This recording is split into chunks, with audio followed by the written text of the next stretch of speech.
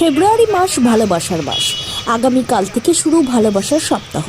আগামীকাল rose day, নিজের প্রিয় মানুষকে গোলাপ দেওয়ার দিন।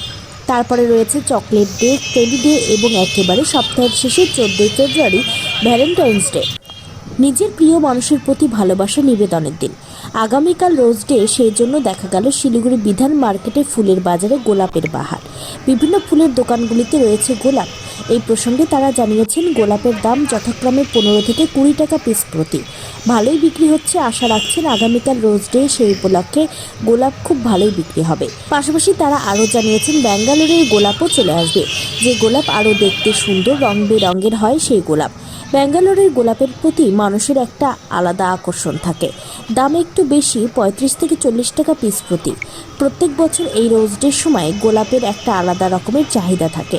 সারা বছরই গোলাপের চাহিদা থাকলেও এই সময় যেন চাহিদা আরও বেড়ে যায় গোলাপ ফুলের বিক্রি।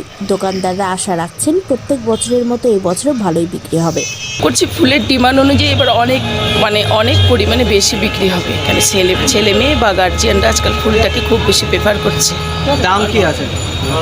দাম ক্যালকাটা গোলাপ 15 থেকে 20, আর ব্যাঙ্গালোর গোলাপ 30 থেকে 40। কতখানি গোলাপ তুলেছেন এবার ধরে নেওয়া যায় প্রত্যেকটা দোকানে মোটামুটি 1000 খানেক গোলাপ তো আসবেই।